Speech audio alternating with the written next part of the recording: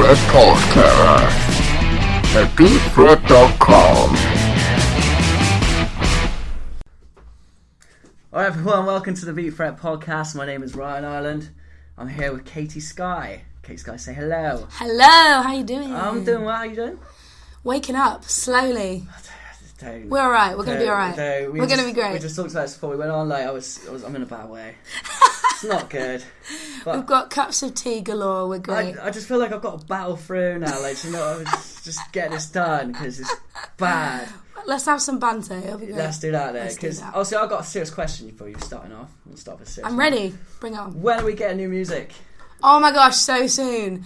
This isn't actually me even just saying it for the hell of it. So soon, so soon. It feels like forever. It has been forever. It's been so long. Because I said in my research for the show, I was like, there's nothing new. I know. Come on. I know. What's going on? I thought it's got brilliant out straight away. Yeah, so my first EP came out like end of 2011. That's 5 freaking years ago. Yeah. Since that time, I think I've released 3 various singles and like various obviously like features and stuff, but during that time I've been just trying to figure out what I want to sound like. Well, this is it, because it's like, why the delay? Well, not delay, I suppose. Obviously, it was massive delay. But you do it on your time and stuff like that. But absolutely. Like, is it a case you want to change sounds and you want to be different, or you're just not happy with what was coming out? Or my last EP, I loved it. I loved all of it. I wrote all of it, and then my manager at the time, Daniel Gowdy, did an excellent job producing it. Like at the time, loved it. It's great, and it's not like I look back and think, oh, it's cringy. I still love it. I still love good cheesy sugary pop. Yeah. But like moving on, like 5 years, I've grown up a lot. This is so cheesy. I've grown up a lot. Like everything evolves. And like being in Bristol, like and writing a lot over the last 2-3 years, I've been writing with various different artists, other producers. It adds so many new flavours to your writing. So with my Katie Sky stuff, I just wanted to incorporate all the new stuff, like all of who I was. Like you learn more about yourself as a person anyway as you go through. Especially like as we got a bit older now and stuff like that. I think you definitely do. I mean, I listened to some of my old recordings the other day. I was like, the fuck is that? Like, did I sound like that? Apparently so. And if I could do it again, like, but I would never sound like that now. Like the stuff I write now, occasionally when I do write, it's so much more mature, I suppose. Yeah. Is that going to be a route for you, do you think? Well, I think it's just like incorporating new, cooler sounds. Like, I will always be pop. I will always write pop. Right, yeah. I flipping love good hooks. Yeah. I love bird cheese, but like incorporating like other elements like the Bristol vibe, like drum and bass and dubstep is so massive here. Why not put bits of that in there? And I love the kind of like, lots of bass. I love that kind of stuff. And lyrically got a lot better since my last EP, if I say so myself. And so just really excited about the new stuff, working with a new producer. Like, it's gonna be sick. Yeah, I'm really excited. We sent 2 of the tracks off to mix yesterday. And then they'll be mastered at Metropolis Studios in London. We've got the other 3 tracks pretty much finished. So they're like honestly so nearly there. It's gonna come out before summer. I swear. I like it. And I swear. I like it, and I was like, there's nothing. I want something new. Come on, get it done. Mm-hmm. When we obviously when we met, we just brought up a minute ago. 7-8 years ago. It's actually ridiculous. Holy moly. Like, we did a couple of shows together and stuff like that, and it was in bands at times. So obviously, I always just, I don't know why, I just thought you was in a band and stuff like that. And then I sort of discovered that your name was going around quite a lot. I mean, I found out you were on your own about maybe 2 years ago. Mm-hmm. I can't remember who introduced me to it, actually. Someone did. Mm-hmm. I think it might have been one of the local press magazines. The girl, Jodie. It was Jodie Humphries. Yes, Jodie. She was like, "Have you heard this?" I was like, "I recognise this. I recognise her," sort of thing. But what? I couldn't do it. I couldn't go solo because I'd be like, just fucking. I need my voice. Yeah. Is there certain things you're missing about the band kind of being with you? Is it? I think like going from a band to a solo artist is definitely like it's just you. Obviously when I do live stuff I have a band around me and that's awesome, and if like I do a tour after this next EP, fingers crossed, like obviously you'll have people around you supporting you in that. But in terms of being going from the band setting where you're writing as a band, and then but being a solo artist, I can write exactly what I want to write about. No one is there to tell me the direction. So like for me personally, songwriting is like kind of cutting off a piece of your soul and like putting it on a silver platter to the world. Like anything I go through, anything that I'm experiencing at that time, I write about it. It's kind of like counselling almost. Do you know what I mean? Like to deal with the situation properly. So all the songs that I've ever released are all about stuff that I've been through. Like that's why I songwrite, and that's how songwriting came about for me. And you can't do that necessarily very well in a band. No. You maybe can, but it would just be mainly about one person's journey. Exactly. Rather I always than, like, find it's harder to portray what you want through others. I mean, whenever I write stuff on my own, like for example, I get really inspired by like things that happen, like to me and stuff like that. But I couldn't go. I tried doing the solo thing for like one gig. I was like, I need my boys. I was like, where's my boys at? Like sort of thing. And but I just felt like I couldn't. The way I would write wouldn't work on my own sort of thing. And it's a hard transition to make, and very few people can make it successfully, like you've kind of done. Thank you. But I don't know, because when I write and stuff like that, I haven't wrote for so long now. Like I've only just started getting back into it. You should. But I know. But I've only just started getting back into it, but I'm going to bring the band, like, a new kind of band in, because I just don't feel like I could do it on my own. I mean, do you always have to have someone there with you, or can you just sort of, like... No, again, this affects the fact that I don't actually play an instrument. Weirdly, I'm a songwriter and I don't, like, play an instrument massively. I know, see, that's weird, isn't it? How do you do it, though? Like, so basically, like, melodies in my head, I mean, I can play, like, piano... So in terms of just plonking chords. Yeah. I hear melodies in my head, like, all the time. I, like, record them on my phone or whatever, like... when I'm walking around. A lot of what I do for Universal is something called top lining. So that's when like producers and DJs from like wherever all around the world like send you tracks, and you can just do them in the comfort of your own room in like a small setup, and you literally just record your vocals on top. So it's like essentially a backing track, and you're putting like melody and lyrics on top. So that you don't need to have an instrument for.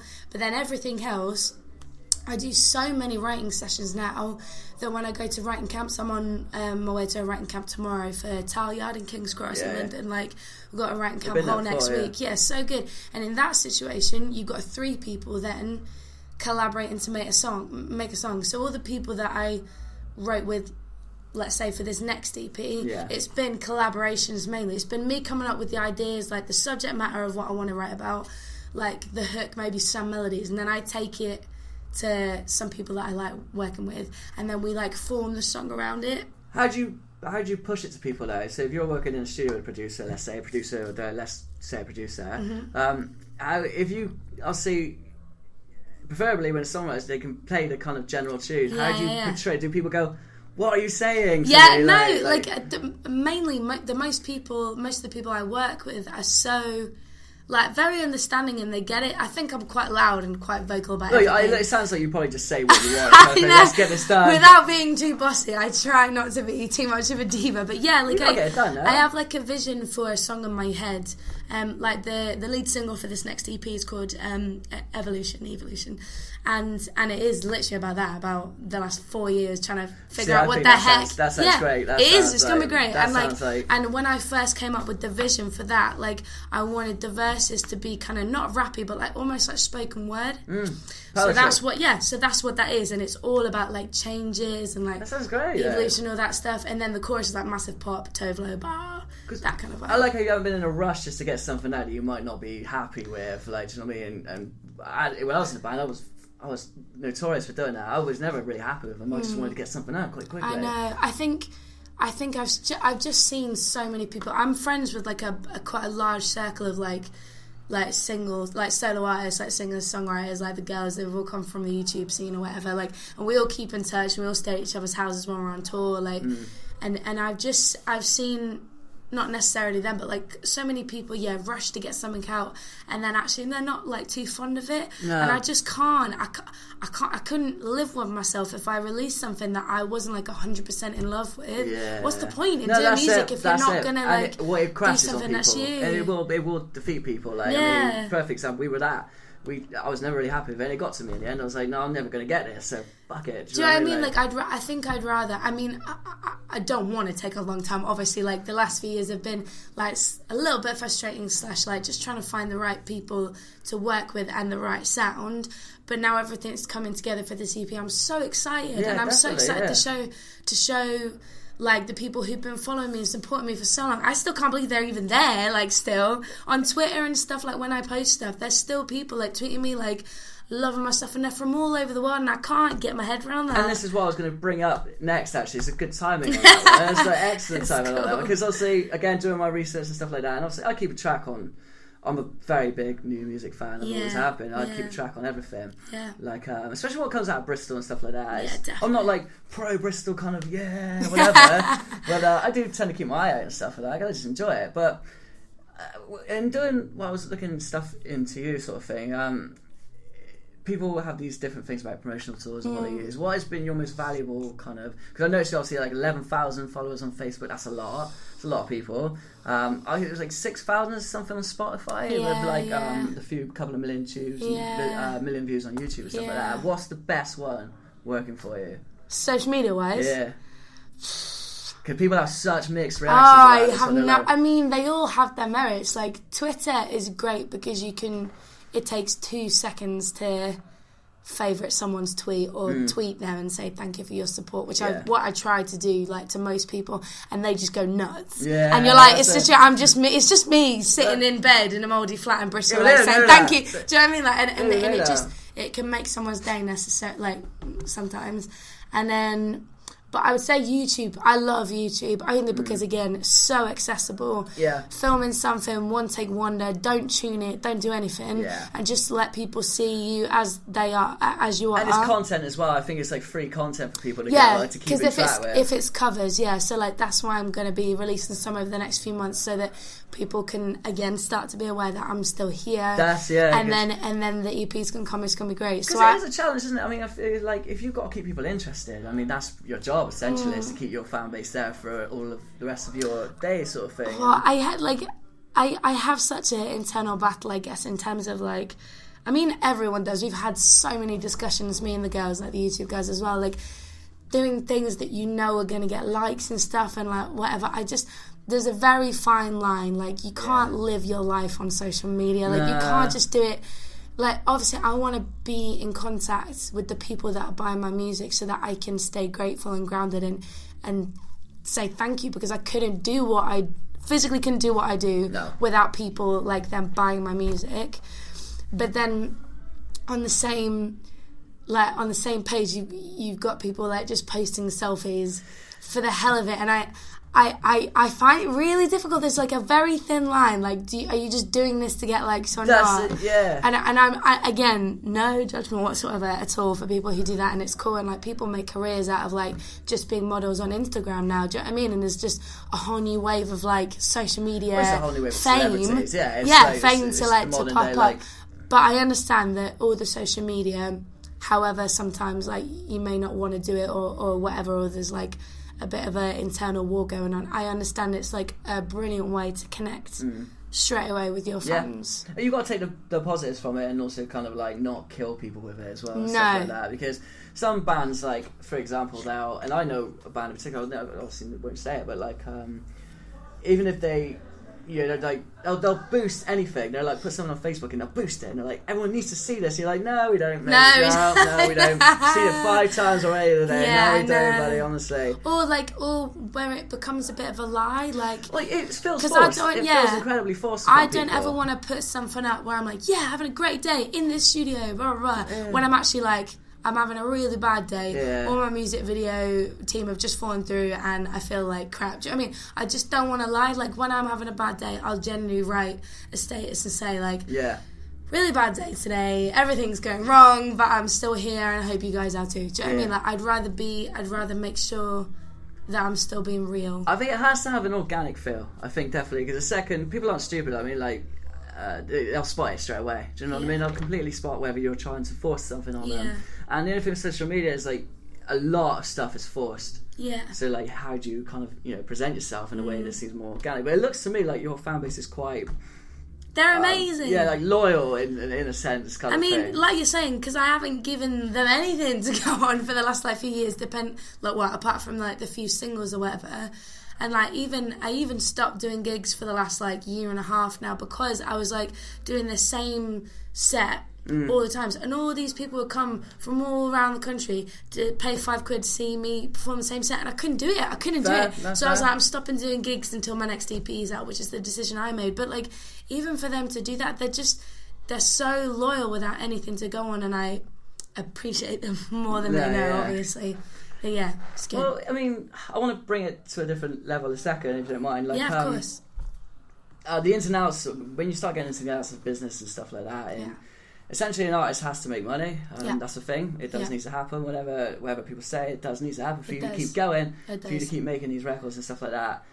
It's changing. The scene is decreasing in value. Yeah. There's no hiding that. How are you sort of surviving these sort of rough waters? I'll call them rough waters. I don't know the ins and outs, but that's why I was trying to dig a bit deeper into how you get on with things. Yeah, like absolutely. I mean, financially, we all know flipping musicians that are sleeping on floors in Mardy flats. Like, it's just quite an inconsistent way to live, let's say that. If you want a consistent way to live, do not go into the music industry. Like, there's nothing guaranteed, is there? No, it's not. And I think back in the day when it was very, very, very important for you to live in London and be where all the action is, I get that. But nowadays, with the internet and everything, and especially for someone like me, I'm classed as a top liner now with Universal, and they can send you briefs over the internet. You can literally send the tracks back, do 8 different versions. I've even done writing sessions with people in LA over Skype. I saw that on Facebook. I was like, wow, I love it. Absolutely love it. Like, and with the powers and the wonders of the internet now, I don't think you necessarily have to live in London. So one of the reasons why I stay in Bristol is because it's flipping a hell of a lot cheaper. Right, and when I go for like the writing camp in London this week, I'll be staying with my sister.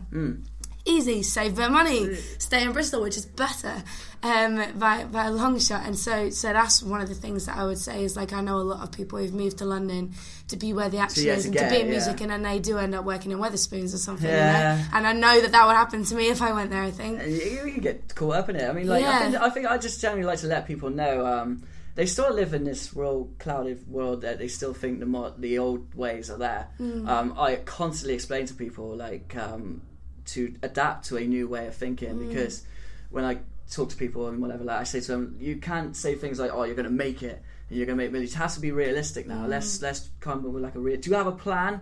Do you realistically plan for how you're going to achieve each step? And then financially, how do you incorporate such a thing? Do you know what I mean? I think financially it is a bit like on a whim, on a whim and a wing and prayer. Sorry, like it every day is as it comes. Yeah. And yeah, for me financially, I work in a bar on a Friday and Saturday night to just keep some money coming in. I have this thing of like, I have to earn my keep. It's ingrained to me. Like, I really, even if I had like a massive advance or something like that, like, I probably would still try and do this. But yeah, so I live off mainly the Universal advance, which I got a couple of years ago now. Still living off that. And what do you do? Split the payments, basically. So yeah, so like that's it's just all in my account, goes out for rent every month. But every live weekly by just doing t-shirts a week. I'm assistant manager at a bar in Bristol. Just do Friday and Saturday, and it literally does me. That's it. And I think financially at the moment, it's great. It's good. I'm in a good situation.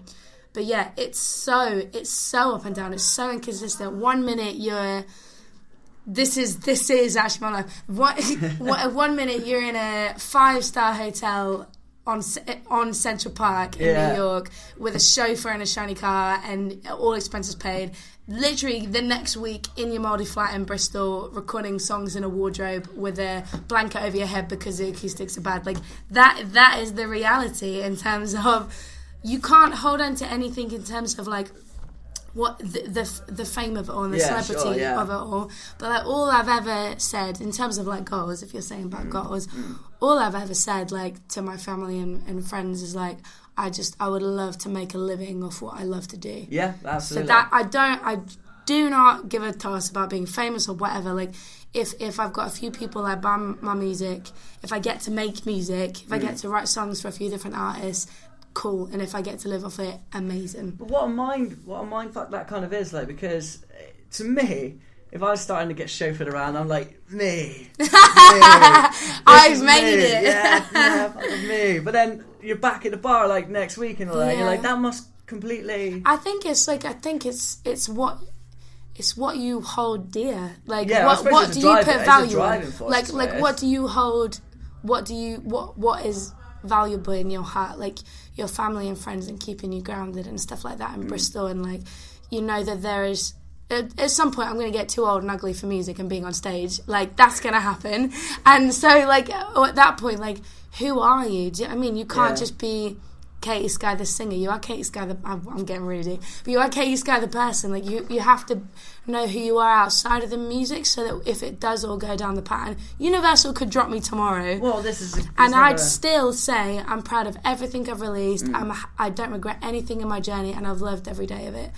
And I would move on happily. But do you know what I mean? Like, you have to, like, hold it lightly. So you do you really have a point? do. Do you have a point where you're going to go, that's enough now? Man. I can't even say when that point would be, but I hope it's not anytime soon. Absolutely I really not. hope it's not anytime soon. I just love it way too much. Yeah, I mean, it definitely sounds like, I mean, like, you have to be, you're doing it right in the sense you have to be curious about it. You have to, more cautious, about cautious, it, because, if someone gave me an advance, I know what I'm like. Yeah, but I can't. Making it rain all day long, but again, you know what I think it's like learning from other people's mistakes as well. Absolutely. And please don't get me wrong. Like, I'm not saying I'm doing everything right. Like, I've got this down. I really haven't. I have no idea what I'm doing in life. Like, it's fine. Like, I'm in the dark as much as anybody. But I think it's just I sound such like an adult saying this, but like being responsible and like and knowing that if this is what you want to do, you want to live off that money for as long as humanly possible. Of course, because I know people who've run out. Like, I know people who've had advances, and eventually that runs out, and then they're back to work, and then eventually work takes over, and then someone gives them an opportunity, and then they fall into life. And it's like it's hitting reality again, because it doesn't feel like reality when everyone's like praising you and blowing smoke up your bum and stuff. Like, and if you take that to heart, you're like, this is it. I'm set for life. Brilliant. Me. And then next week that might not be. It may be the case, but it might not be the case. Therefore, if you're putting all your worth in what other people are saying about you, you're not gonna have like a good time in life. Do you know what I mean? In terms of that, it's a very inconsistent way to live. Yeah, I mean, like, even things like royalty payments and stuff like that, it all kind of. You never know when it's coming in. I mean, royalties. Yeah, unless you're like Bruno Mars and you've written Uptown Funk, I don't think you can live off PRS. We were on the chat the other day, and everyone's like, "Oh, yeah, but look at Adele. Look how well she done." I was like, "Yeah, but Adele's Adele." Yeah, and she's, it's a different. PRS is slightly different to mine. It's a little bit different, like. And I keep thinking she boycotted Spotify with this latest album, and I think that was a brilliant move. I was like, "That's clever," because I mean, we got it kind of. I'll get more into it in a bit, but like. I've always seen it backwards, and I'm too business minded. Like, I think this backwards. Really? Like, I just don't understand how we get this whole product as a brand new release for everyone, and we just chuck it out there for free. I know. I never understood it myself. Some people agree to it. Some people think it's a bonus. Yeah. But I've always thought we should be more like the movies. Yeah, like you never Netflix see like the new Star Wars go on Netflix. No. that doesn't happen. It'll go on not for a while. It'll go like 4 years maybe. Yeah. And we should have done that better with music. That's how I thought about it. But do you see the benefits of like Spotify streaming and?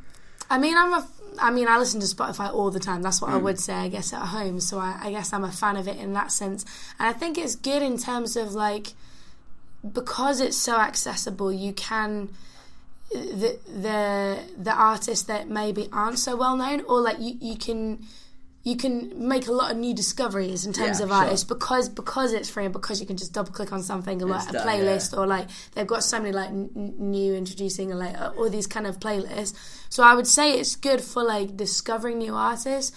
I don't know necessarily whether it is doing the backwards thing of like just another place that you can get music for free that people have spent like thousands of pounds doing, and then you pay 1p to listen to it, and you're paying for the distribution, or like a quarter of a p. Yeah, it's like you're paying for the distribution to get it out there as well. So you're essentially paying for it to get nothing back. I mean, I don't know how it's worked for you. Is it kind of Spotify? Well, I get most of my PRS comes from online because of YouTube and like Spotify and iTunes. So most of it, and like overseas stuff on features, it's like dubstep or whatever.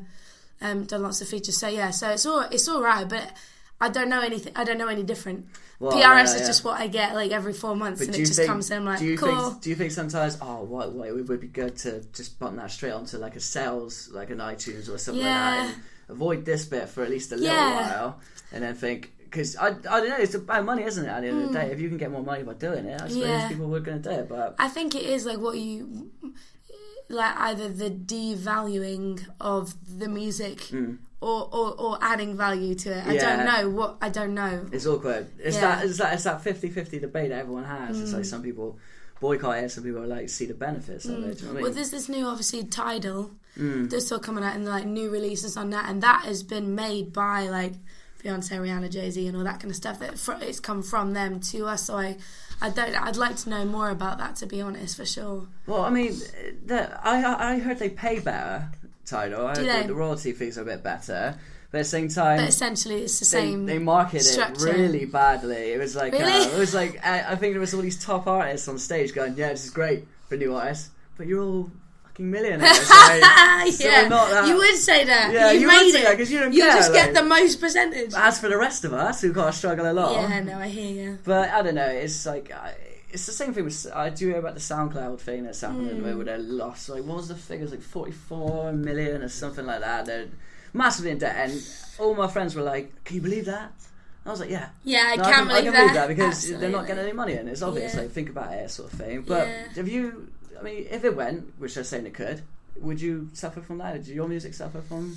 SoundCloud stuff mainly. I've got all my stuff on SoundCloud, but it's mainly. I feel like SoundCloud is more for like cooler, like underground, like what's her name, Anne Marie from Rudimental. She like got my stuff on SoundCloud. Like there's lots of it's kind of more the underground scene. Whereas if you're getting like things like trending on SoundCloud and everyone's like passing the link around, it's cooler rather than like just sending around potentially like a Spotify link. So I think it's more in your mindset, like which sites do you go to, like Beatport or like Hype Machine? You go to those places for specific genres. Well, I think potentially, so, I mean, or a rap. I think things like Hype Machine, but they all use SoundCloud embedded shit, don't they? Because I showed Sean Hype Machine for the first time ever, and he was like, "This is amazing!" Like, look at all this music on there, and stuff like that, and things like that. I think it's great, the reputation for each streaming site. It's all completely different, isn't it? But you wouldn't suffer, do you think, if it disappeared? Maybe not as much because I'm very pop, as we discussed before. So maybe not as much, but I see what it's going to do. I guess. Yeah. If it got taken down, it would be a bit of a shame. So I want to go to the Time Flies kind of little bit that we saw, because I'd heard them before, and then I saw what was going on. I was like, wow, that looks really cool. How did a collaboration of that caliber sort of? So. My deal with Universal, everything came from that one song, Monsters. I went to Norway for 3 days and we wrote like 4 songs, and one of them was Monsters, and it was just me, acoustic guitar. It wasn't tuned. I think I had a cold. It sounded absolutely awful. The demo of that song sounded awful, but it got sent. My manager, Scott Brothman in Manhattan, sent it to one of his mates called Matt Galley, who's one of the heads of Universal. And that song got me the deal, like my publishing deal, literally that one song. And it's just, you just never know when you're going to write. That's what I love about the writing game, is like, you literally never know. You turn up to a session, you're like, I could write the song that could change everything. Yeah, definitely. And you're hoping the whole time, like, I hope I haven't written the best song I'm ever going to write. So I think that was Monsters. I'm like, holy crap, I hope I write a better one than this. But Monsters, after that, so got the Universal deal. And it got sent to Time Flies because Time Flies was really involved with Matt Galley at the time. And they contacted me through Matt Galley and was like, can we use the chorus because we love it? And I was like, that's fine. Yeah, that's fine. And I said I'd like to release the full version as myself, and they were fine with that. Was that your call then? Was that? Yeah, they were fine with that. I think, they were just really accommodating. Obviously, a massive privilege for me to work with them because they were. I hadn't heard of them before over here, but they're massive. More over in the States. It's completely two different music industries, like States, and it's weird because I'm published out of the Manhattan offices, so I get to see both sides. Quite weird. Which do you prefer?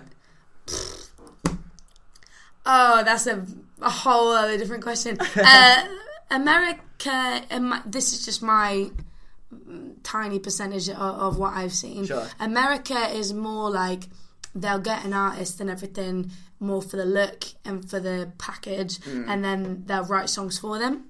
So I'd say there's more writing opportunities over there because people in the UK tend to they write their own stuff and they've come from YouTube and they go from the ground up, like Ellie Goulding. Yeah. Whereas in America, they just get someone pretty. I know that sounds really shallow. Yeah, and they write, and so there's more writing opportunities, I feel, in America at the moment. But yeah, just going back to Monsters and Time Flies. So they wanted the chorus. I said, yeah, that'd be awesome if I could get to work with you. They were brilliant. They were lovely guys. Callan and Rez, like, absolutely lovely guys. And yeah, within like a month, I flew over and did the music video with them in Brooklyn, which was cool. It was my first time in New York. Stayed with my manager. It was awesome. I did like 12 sessions as well, back to back after that. So you're busy. Met my team in Universal offices in Manhattan, so it was all very much like again, like I guess like you could call that like your first break or whatever. Yeah, well, big milestone as such. Yeah, definitely. Like learn a lot about myself. Just you plonk yourself in the middle of Manhattan. You're like, holy crap, this is 10 times busier than London. Like London just looks lazy compared to Manhattan. It really does. Starbucks is open till like 2 a.m. It's just a topsy turvy city. It's crazy. But yeah, like after that was like, I went back 2 months later and we did Good Morning America, which was nuts. And then the Vivo show. That's what I was gonna, because I saw that. I was like, that looks really cool. That was the hardest thing I've ever done. Like you got on there, you were like a little, oh my god, like unbelievably excited. Like. Again, like massive privilege for me to be there. We were in the Hamptons, like in Montauk, and like so flipping posh and rich place, and we had to drive there through the night from New York. We got there at midnight 1. Sound check was at 3 a.m. and then the actual show, because it was summer solstice, so it was when the sun was coming up. That was the whole thing. Yeah. So I performed that song at like 5 a.m. See the setting, and it was freezing, and I was like, "This is nuts!" But it was such an amazing opportunity. The setting for me looked really cool. I looked at it and thought, "That looks like fantastic." Again, just a massive. When you came up on stage, you were like, "Let's do this!" Like an excited puppy. Yeah, it was so bossed cool. It, got straight on the mic. It was so cool. It. So yeah, like that whole situation was really cool. What about like other? Because I mean, I really like the song. Like I heard the song and I was like, "This is a tune. Like this is an actual proper tune." And the way he's like singing in it and doing this like almost rap style. He's a like, sick rapper. And like I thought it works so well. Do you know what I mean? Yeah. And I went and bought the song and I was like, listen to this everywhere. Thank you so That's much. how it works. That's how it works. So you like pass it on sort of Thank thing. you But so is there much. more opportunities like that coming, or is there going to be? Yeah, definitely. Yeah, I've had a few more like feature opportunities. I think being the writer for other people, when you do a collaboration, you're doing a song for another artist. So like you're fulfilling a brief. If I write and then sing on it and they like your voice, they're just like, we'll just leave the vocals on there. Do you know what I mean? So I think there's a lot more opportunities now I write for other people to be the featured artist, especially if it's like I get a lot of tracks from DJs. Like even one of my friends in Chicago, Topher Jones, he's a DJ that I wrote for. We've been friends outside of music for like 7 years now, but like I wrote with him this track called Talk About It like 4 years ago. And then we wrote again recently and we did 3 top lines, and I'm probably going to be the vocalist on all 3 of those just because I was there and I wrote it. Do you know what I mean? Yeah. So like, and that's going to be all on one of his EPs. So I think there's a lot more feature opportunities. I mean, it must be good exposure for you, like really good, double exposure. Really good because it's like completely cross genre. Yeah, and you're also gaining their audience as well, sort of thing. Because I saw it. I mean, what was it, like a couple of million views and like 3 million views on YouTube? Is it on the Time Flies one? Yeah, you know, 3.5. That's just got to be amazing exposure for you, like just massively unbelievable. Like, and I suppose someone in your position, the more of that, the better. I think with the features, if you're doing like dubstep stuff as well, that's a completely different one. So they would never listen to my stuff usually. And then in America as well, I think they just love the British accent. I sing with a British accent and they just go nuts. They do. They're just nutty about people. And I drink a lot of tea, so I think I'm very stereotypical English. Bad teeth, that kind of vibe. Do you know what I mean? They just love it. They love it. It's the one place I need to get myself, because Sean's just got back from America as well. Like in he said he had his accent. Really? They were telling me all to do, because I'm a tiny bit northern. I was born in Manchester, like tiny bit northern. You can't really hear it anymore. But they were all getting me to do Game of Thrones quotes because it's massive over there. They're like, say Game of Thrones stuff, say it, go on. At like parties and stuff, I'd be like, you know nothing, Jon Snow. And they'd be like, oh my god, like this. They would just love it. They make me do that all the time. Already a party hero. I know, apparently. It's my trick. I want to bring in, because we're getting there now, like product placements and stuff like that. Do you get involved with it? I've seen you might have done something like it before. Like I've done, it's mainly clothing. And genuinely, it's quite a small companies. Yeah. And it was when I was doing, I've got quite a few recently, they're coming back in, but I did, when I was doing YouTube videos back in the day, like quite regularly, because you can put like an annotation, and if I genuinely love the clothes, I'd be like, hell yeah, like I'd love That's to what I'm promote saying, you. because it's not just a case it's like of... a you scratch my back, I'll scratch yours kind of vibe. It's not like they didn't pay me at all. They would just give me like a free t-shirt or some free leggings or whatever, and I'd be like, I genuinely love these leggings, of course I'll promote you. Sorry, but it's not like something you like incriminate yourself with, like no. You know, be in the next video with here's a can of Coke. Like, No, no, not like because people need to wear clothes. Do you know what I mean? I don't need to drink in like a video, but I need to wear clothes. I'll take free clothes all day long. I don't care how it looks. Like my housemates back in the day when I was getting quite regular like free stuff, they would be so annoyed, but I'd be passing on to them. Yeah. In all seriousnse, like I feel alright if I'm like sharing the love. What do they ask of you though? Just promote it, just put it on Facebook. Well, like I've emailed some companies or they email me, like if I'm doing gigs or whatever and I know people are going to be taking photos of me, I can like upload a photo and say like had an awesome time in Nottingham last night, and then I put like wearing black milk clothing leggings. Here's the website, like they're awesome, go check them out. And it's just that. Because I remember when we did that gig at Mr. Walsh years and years and years ago. Like I remember it was like that drink thing, wasn't it? Like was it? Was it Tuaca? That's it. I'm trying to get my head around that for ages. So we did. What was it? There was a festival afterwards called in Chelmsford, Bloom's Festival, Bloom Festival, Fiesta. So that was Tuaca as well. And we were in one of the tents. I didn't get any free stuff. No, because I remember like we didn't really understand. We were all very green behind it, like to know what it did. You did it like really well. I remember you being on stage going, "Join me for a Tuaca after." Did I? I didn't say anything. Some woman came up and gave me a note to say this, and I went no. Really? They blacklisted us. They blacklisted us forever because I was like, I don't understand this. I'm just a massive people pleaser, and I will just, do you know what I mean? Like, I just want to be able to help out as much as I can. It was as professional as I've ever seen. I was like, that's good. Wow. My boy said to me, like, the lads went, you should have probably done that. We're actually here to do the I was like, we're here for that reason. I didn't do it, so like, I don't know. So good. Obviously, a lot of companies out there. There's a lot of labels, there's a lot of managers, a lot of everything. A lot of them are rubbish, a lot of them are good. Some people can get really stitched up with the rubbish ones, some people can get really lucky. How did it come about with Lab? Because Lab looked good to me. They look like a very... They are great. Yeah. They're amazing. But what made you choose? I mean, was there other options? Did you go, this is the one? There are a few other options, but they were the ones that, like... They came down to the studios, basically, where I... was working at the time, like on the EP. So I had like Sweet Sweet Melody and Paradise, and potentially Run. Yes, those three songs like pretty much done, and we sent those songs out to like a few small independent labels. And Mark, who's the head of alongside Scott, the head of Lab Records, came down with his right hand man Duncan to Bristol from Manchester. Like 2 days after to come meet me, and like it was just genuine. You could spot a lot of people to just chat crap at you. Yeah. And he was just genuine, and I love genuine people who are going to be real with me. And he was a real fan of the songs, and I wanted to work with someone who enjoyed what I enjoyed. Yeah. And ever since, he's been an absolute babe. He's my manager. But you've been there for a long time now, haven't you? Like for very long. Yeah. So since that first, I signed just before that first EP came out.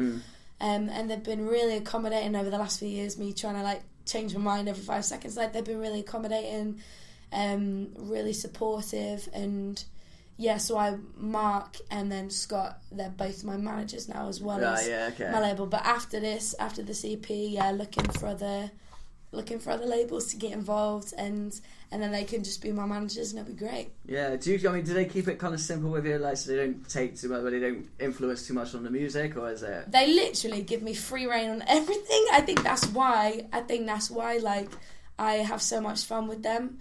It's because they literally give me free reign on everything. So that's great. Yeah. I mean, I'm going to chuck a few curveball questions at you now. Go for it. Greatest artist of all time, girl. What? Greatest artist of all time. Holy crap! I want to say Pink. Oh, I've been a fan of her. I've been a fan of her literally since I've been about 11. Got all her albums. Never had that one before. Okay, Honestly, okay, that's okay. definite. So we're gonna go with Pink on that one. Yep. Greatest songwriter of all time. Yes. Greatest songwriter, Ryan Tedder. Oh, that's different. Again, like Halo, One Republic, everything. He's done like pretty much everything. That's a different one. Okay, Yeah. so who are you listening to right now that you would recommend? Tovlo's coming out with their new album soon, or Tovlo, or however you say it. I've always said I don't know. Tovlov. Tovlov. I It's coming don't out even know how soon. you say it. Tovlo. There's a weird Swedish girl called Frida Suderman that I like. Troy Sivan. Yeah. Oh, I know. I like it. I'm gonna do a cover of his next month. That is 100%. I listened to it on. It came on Radio 1 actually, and I was like, I can't remember what song it was.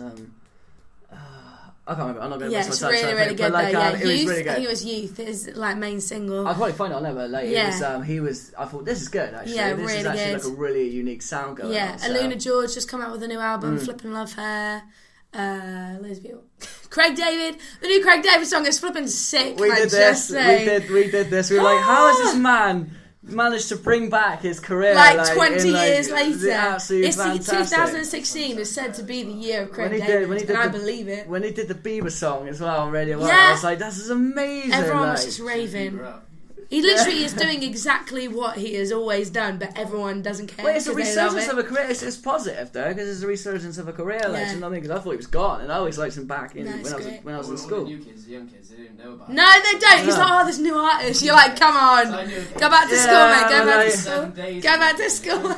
But it's like they might have heard the song. It's just this guy's coming back in, and I like it. Like, do you know what I mean? I I think it's love the new it. one. Absolutely love it. Okay, Sky, thank you very much. We're out of time because Thank we're about to get you. kicked out of the room, as Oh, I've just yeah. been told. So, I would like to good. carry on more, so maybe we can do it again soon. and stuff Definitely, like that, yeah? absolutely. Right, thank you very much. Thank Katie you for Sky. having me, No thank you. problem. I'm going to try and press that button. Right.